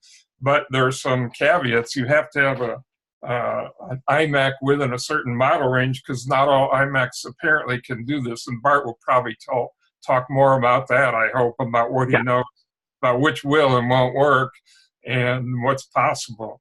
But once you do that, it's great, because it's just as if you had a cinema, it's as if you had an iMac with its own display and a second Apple Cinema display, like I guess Janine has, only it's not just a display, it's a whole iMac. You're just not using anything but the display. So anyway, it's pretty cool, actually. It is pretty cool. He boots the old one up normally and uses it for logging with his ham radio station, so he can, when he makes a contact, he has a logging program that'll note the date and time and all of that stuff that hams use it for. But I'm sure he'll talk about all this, I hope, anyway, because I'm looking forward to it too. But, so good luck with going over there and webcasting it or whatever, Greg. Should be okay. We're going to test it out ahead of time, so. Good. You can never do too much testing on so something. You can. If there's even a little bit of complexity there. I'm trying to figure out this link issue. I don't know what the hell's squirrely with that. You think you got it bad, or we used to have it bad in the OACC when we met at the chemistry building there. A club here, they do several things. They have a roving microphone that a woman takes to the person who's asking a question during the Q&A, and that mic is not for the people in the room or the person answering the questions. It's for the webcast or for the recording. So they have a guy in the back of the room with a camera on a tripod, a second guy off to the side with another camera on a tripod, and all this is being recorded, and it's live webcast on a thing. They spent a couple grand recently, like within the last year or so, less than a year ago, on a brand new MacBook Pro, high end with all the bells and whistles, a lot of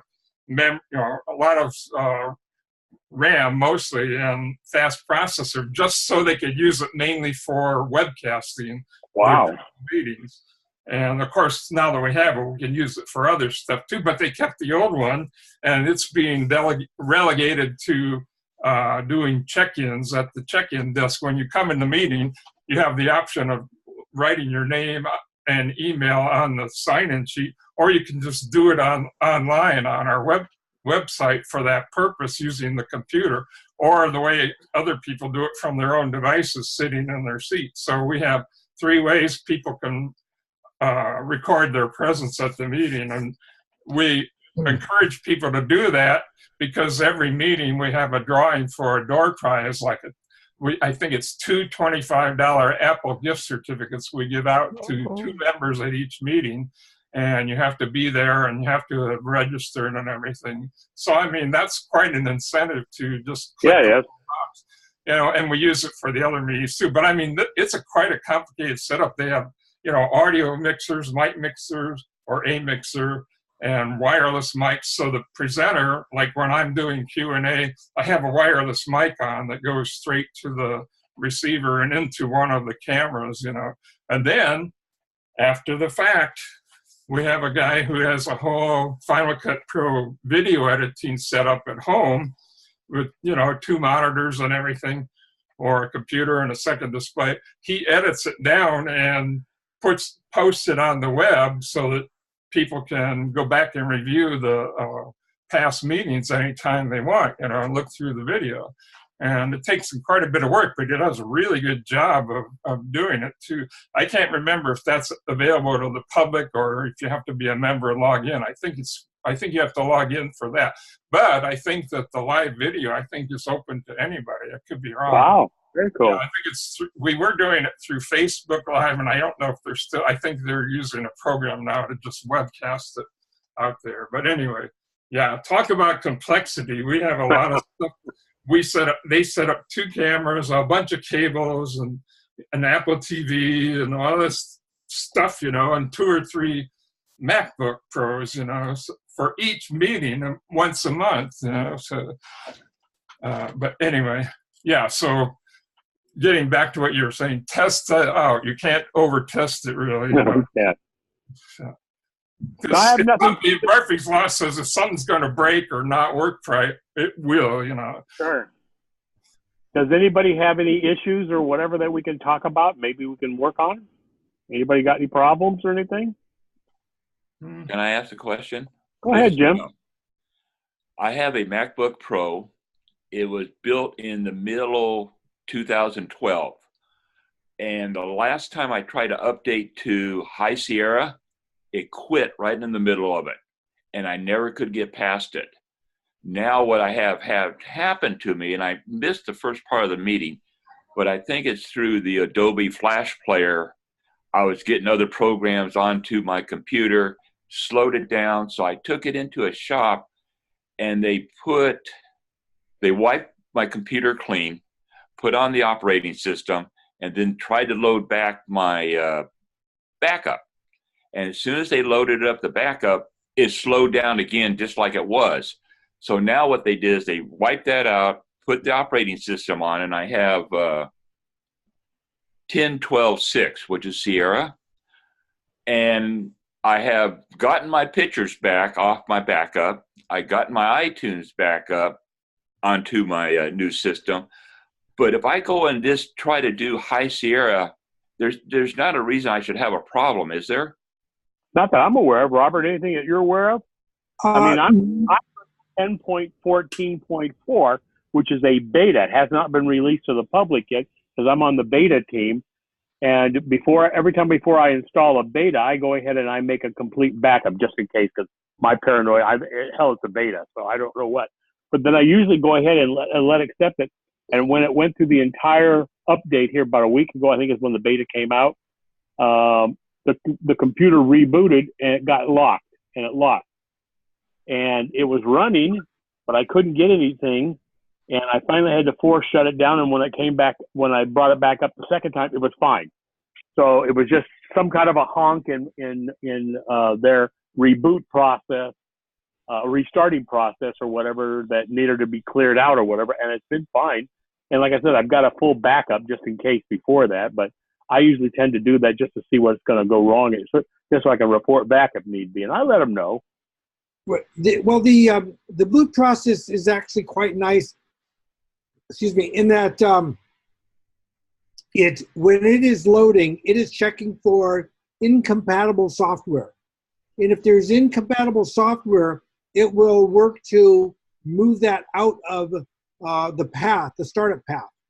And so if this should happen, if it should recognize something that it's not working well with, it will sometimes take a second subsequent restart again for that piece of software that was moved out of the way to not impinge upon a proper startup.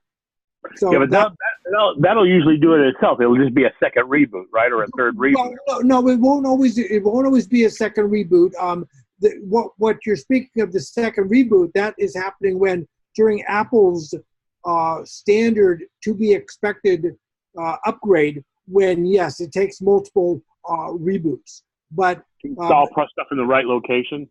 Correct. That is Apple's planned reboots, but after it's all said and done, when it is attempting to start up with the new and great latest software, if there's other software there that is non-Apple software, wasn't expected software that just, you might have installed it.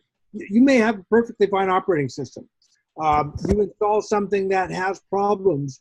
You may start up it. You may find the problem, and then restarting the next time, it might then move that software, and it might work fine. It might move that software and then require actually another subsequent restart again to be able to start up without that in the process at all. So, okay, now in James's situation, though, it sounds like he had an application or a third-party utility or whatever it is that once everything was back up and running, that got installed again, and it's back to slowing the system down again. That's right. That's right. The only thing you can do is, from my experience, has always been to do a clean restart, manually drag stuff on, see how it sees, manually drag a few more on, and basically try to whittle it down to what's causing it. Well, and not to forget, we have that ability to hold down the shift key when we start up, the safe boot, and if it works there as it should, then recognize, okay, it's one of the other things that's loading up. And does that have you tried that, James? Have you tried that? No. What I've been doing is just what you said, is just bits and pieces. Just dragging them over one at a time, and it kind of allows me to clean house too. Well, that's the good thing about doing it that way. You're right, because I know I've got 3 or 4 sound applications on here, 3 or 4 of this, 3 or 4 of that I've never got. In fact, I've got one. When I go into Safari extensions, I use a program called Downy, which allows me to download YouTube videos and stuff. I bought it. It's like $15-20. It's the best one of all of them that I've ever tried. And by golly, there's an old version of Downy that shows up in the extensions, and I've just got it disabled by checking that option under Safari extensions. But there doesn't seem to be a way for me to get rid of it. And I know I have to do a clean install in order to be able to get rid of it again. So, but since I could turn it off, it was okay. And Google's your friend on difficulties of installing these things. But again, as Greg speaks, it's an opportunity and that's an opportunity to look into your startup items and to say, wow, I don't use that anymore. Or, wow, why is there 3 cases of this loading in? Or those are just a case of dragging them out of the startup items folder, right? And then restart the computer. Or just disabling them. You might see something that says, I don't use that anymore. And that is either using the minus there to remove it, and or hovering over it, or the command key to find out what its path is, such that you can properly remove it from your library or wherever it may be. But the startup items are things that every once in a while, when things are going a little wonky, I probably could use an assist there to see whether, wow, do I really even need this anymore? Do I even use this anymore? The system is very, very tolerant, but it doesn't. But being there as a little bit of a oversight isn't a bad thing. Okay, so can I add something here? Absolutely. James, so if I understand you correctly, you ran the Mac OS installer to upgrade or install the operating system, and before it finished, it just stopped, or what? Yes, sir. No, that was me. Oh, I'm sorry, that was James. Okay, yes, so yes, it did. It stopped in the middle. Well, when you say in the middle, how far, can you tell from any progress bars or other things just how far it did get? No, sir. I'm not that good. Okay, well, I had a similar experience here. As I mentioned, the club here got a new MacBook Pro, I guess it was last summer or a while back. And to upgrade from the old one to the new one, because we didn't have the right cables, I was forced to do it with a direct network connection, which is probably my least favorite way to do it. My most favorite way, the one that seems to be the least trouble prone, is to put the old Mac in target disk mode and connect it with the proper cables and adapters to the new Mac, and then do it that way. But anyway, we didn't have the right cables to do it that way, so we just connected an Ethernet cable between the 2 Macs and ran the installer and upgrade, or actually it's the setup assistant, the one that runs when you turn on a new Mac the first time. There's migration assistant in the utilities folder. Try not to use that if you possibly can use the setup assistant. Setup assistant doesn't say it's setup assistant, but it looks very similar in places to the migration assistant, but it works under the hood differently in some respects, in particular with regard to how it handles different Unix accounts, and I won't get into all that. But if you can use setup assistant, just like with other, in the past, if you can use setup assistant, there's a place in there where it says, do you have files on an old Mac you want to bring over or whatever, and you answered yes, probably.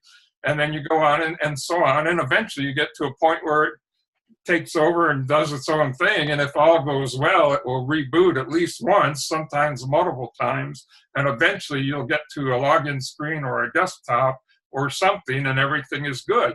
Well, guess what? When we ran this thing, it never finished. It went through all the progress bars and it looked like nothing was happening. Everything was connected. You know, the cable was still there. There wasn't a bad cable connection as far as I could tell. And yet it just stopped. You know, it looked like it was done, but it wasn't. It didn't, it had probably rebooted before that. I don't recall now, but it didn't reboot itself. It didn't shut down. It didn't come to the desktop or a login screen. It just stayed there. And there was no spinning beach ball or anything else, just a screen, you know. So I don't remember what was on the screen, probably the last set of assistant screen, whatever it was. So my solution or suggestion was to wipe the drive on the new machine and install the latest OS 10, which is what would have been on there anyway, and start over, but try it with a different connection, you know. But no, they didn't want to do that. They figured it was okay. So we just said, okay, there's no way to know if it got done all the way. I don't know if it's brought everything over. I can't guarantee it. So we just disconnected the cable and booted the machine up. And as far as we can tell, everything is fine. It's been working fine ever since for months now. Now, is it okay? Well, how do we know? It seems to be, yet you can't guarantee it. So sometimes the installer just seems to hang. And I don't like using network cables because for some reason it's more finicky. It shouldn't be when it's a direct wire connection. You wouldn't think so, and yet somehow it is. And I don't know why that is. I have no explanation. But when you use the hard drive method, it doesn't seem to suffer from those limitations. So anyway, I just thought I'd offer that for what it's worth, that maybe your machine is okay and it just didn't quite get done with that process.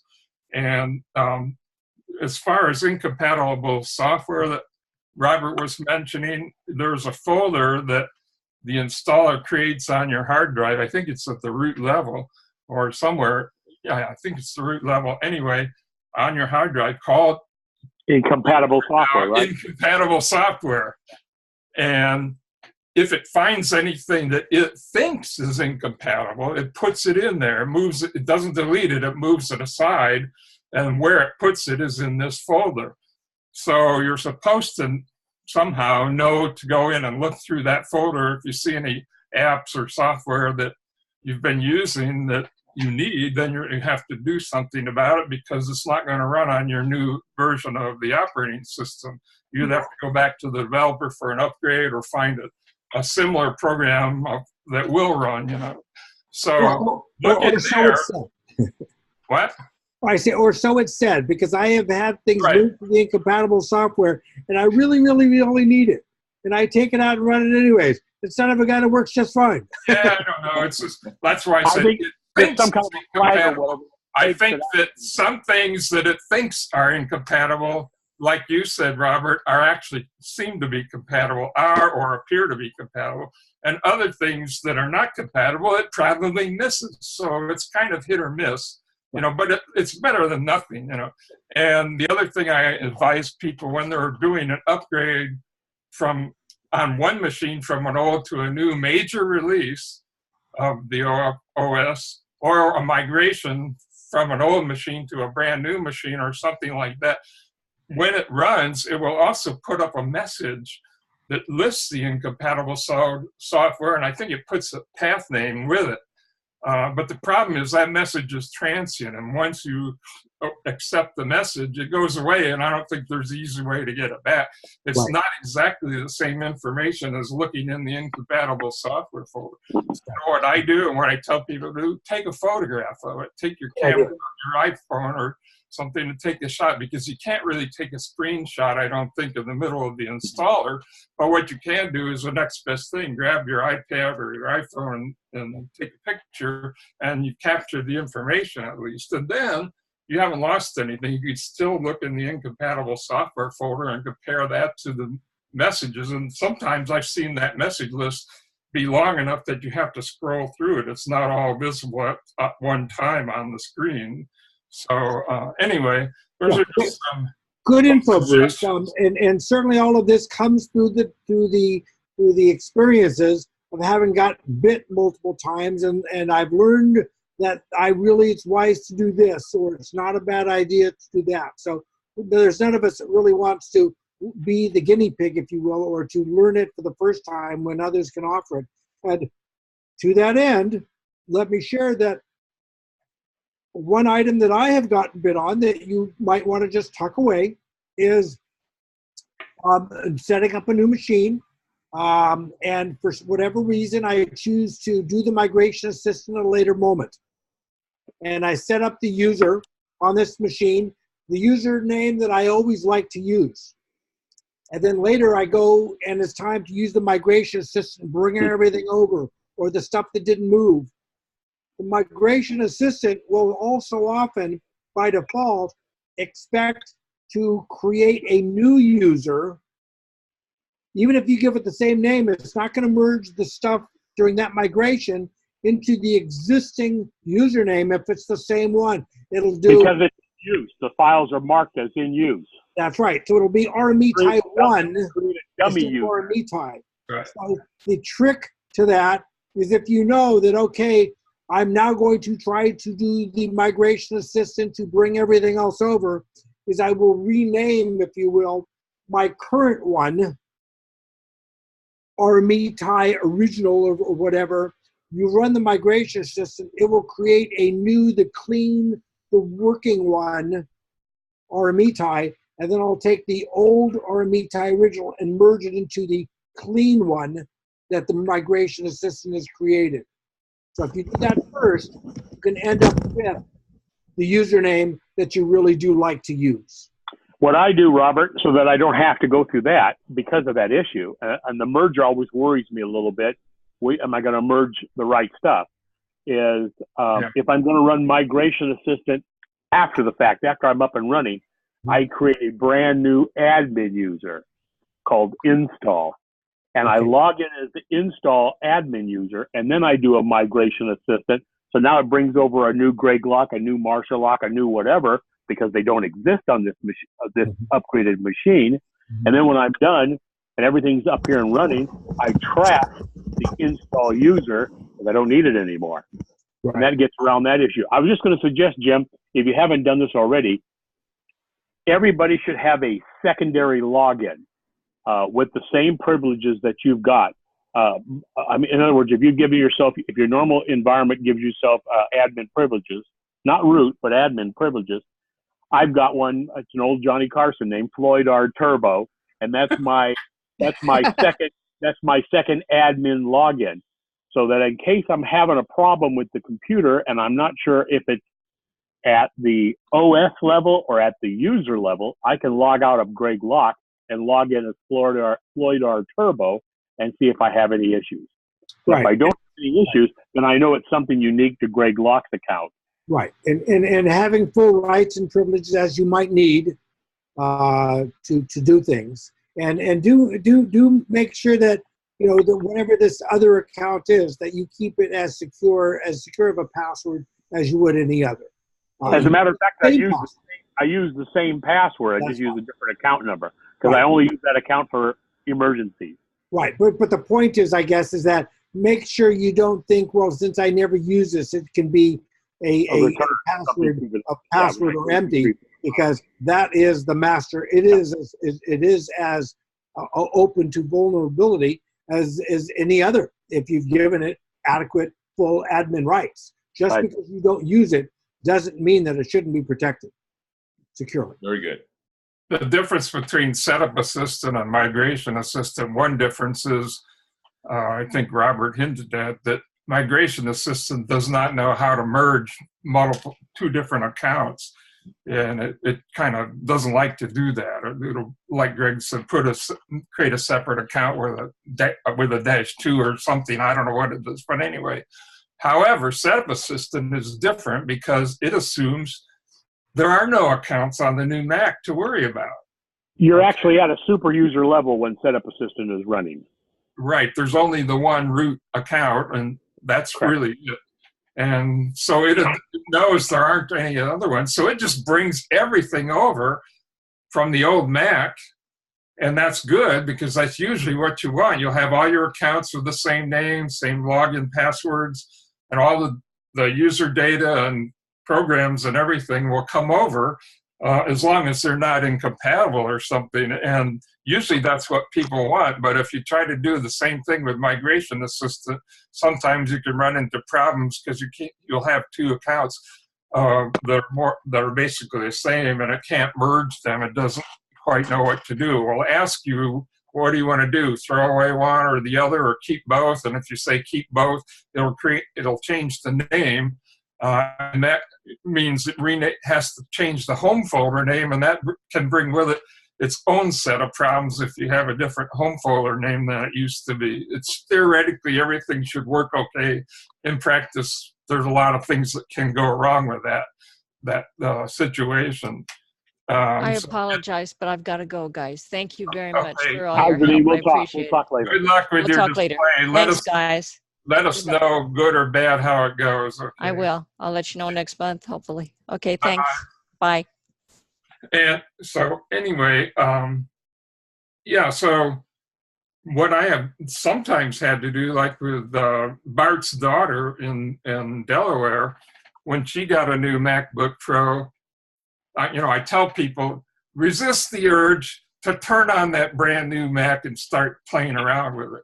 Because if you create files that you want to save, then if you want to bring stuff over from your old Mac, you can't run Setup Assistant anymore and save those, you get into problems.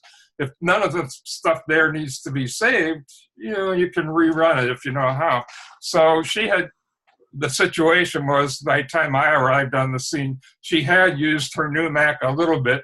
She swore up and down she didn't have anything on there, any files or anything that she needed or that she didn't have elsewhere, and that it was okay to wipe it or do whatever I wanted with it and not to worry. Everything was on her old Mac. So I said, okay, what we're going to do is we're going to start out as if this is a new Mac.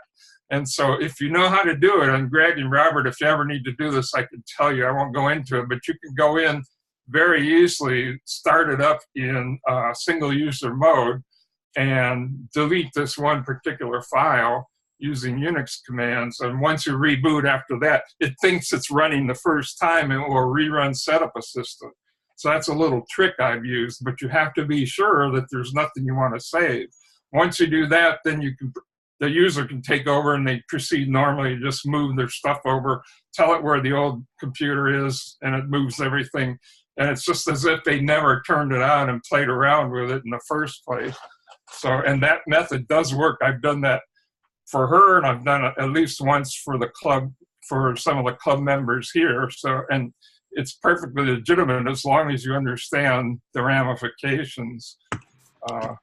So what happens is when you boot a Mac, any Mac, under OS 10 at least, and the newer Mac OS it's called now, it looks for this one certain file. And if it sees that file, it assumes that Setup Assistant's already been run and it boots normally. But if that file's missing, instead of booting normally, it launches Setup Assistant. So all that determines whether it runs or not is whether that one file is there or not when it starts up. So every single time you boot, it looks for that. And every single time after the first, the file's there and it boots normally. So if you just go in, under the hood with Unix and delete that file, it thinks it's starting the first time. So anyway, long story short. Thank you. All good. It's all good. It's all good. The trick is that yes, Bruce and I and Greg and others, perhaps we find ourselves in situations of assisting others that have started a path or whatever, or setting up a new machine or whatever, more often than many. But if we can just plant little seeds of things that will cause you to think through and recognize some of the idiosyncrasies that you might come about when you get those occasions, it might save a headache or two. Hey guys, you got to give us some suggestions of what topics you'd like covered, because my brain is reaching the point where it doesn't work as good as it used to. And My wife user is break cards. That's right. Greg, So if you've got ideas or topics you'd like to see covered down the road, email them to me, or let Robert know, or let Bruce know, the three of us, that, and we'll do our best to try to cover it at an upcoming meeting, because it's hard for me to think about what the hell haven't I talked about that they'd be interested in. Also, I don't know what applications you use, and so. Greg, did Bart almost, say he was or was not going to do the program? He is going to do it, right? That's the latest he told me a couple of weeks ago. Yeah, next month, March 9th. So yeah. we got that one covered, but beyond for that, March. Yep. But we might be able to do 2 things on March if that's the case. If somebody's depending got on how long he takes. Because even if it's a piece of software that I don't personally own, almost all the manufacturers out there have a demo period. And I can always get a copy of it and play with it a little bit demo-wise or whatever, and then we can talk about it at a meeting if you want to. So keep that in mind. If there's something you'd like to see or an issue that you're having with a particular app, maybe we can work on that together as a group. So go from there. Anything else we can talk about, or anybody else got some other issues? I think we're good, Greg. Turned off. I'm not hearing anything. You're muted, Mario.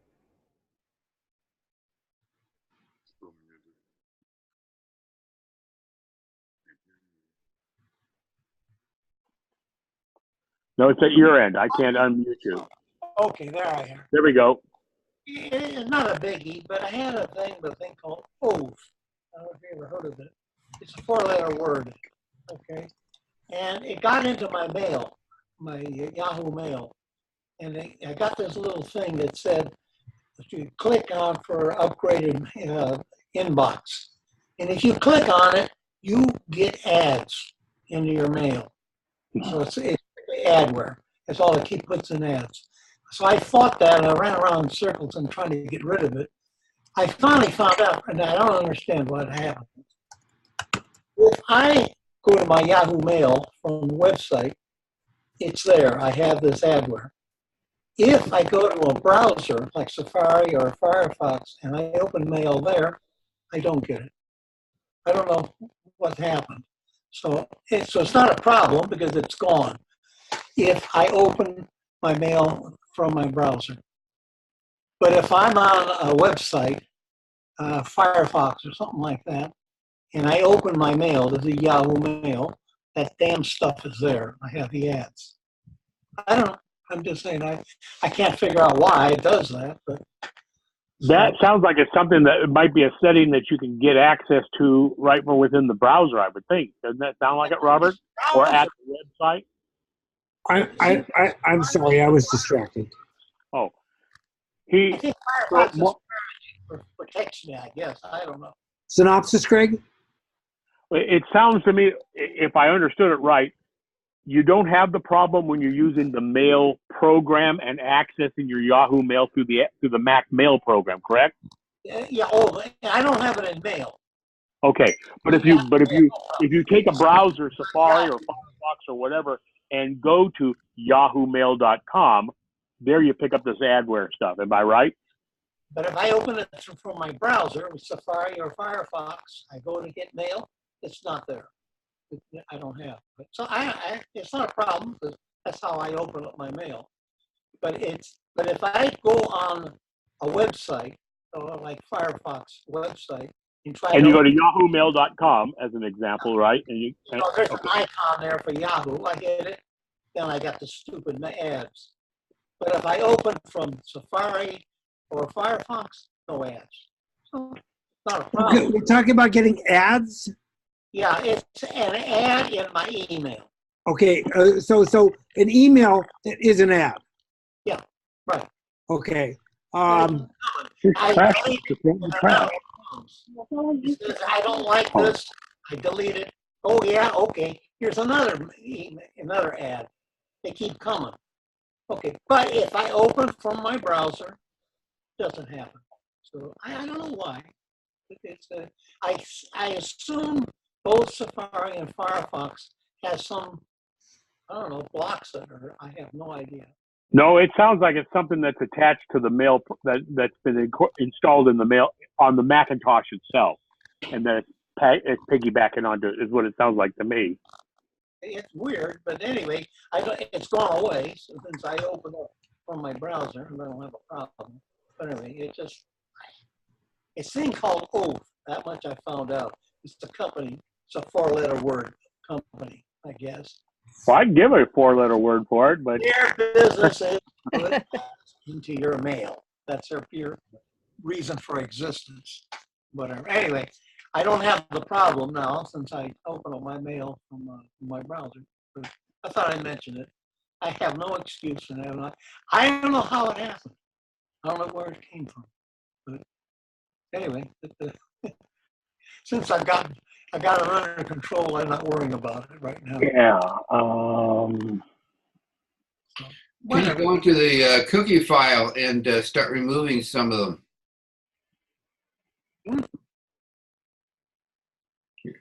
In your cookie file, you go into it, and anything that looks out of the way, delete it. You can do that.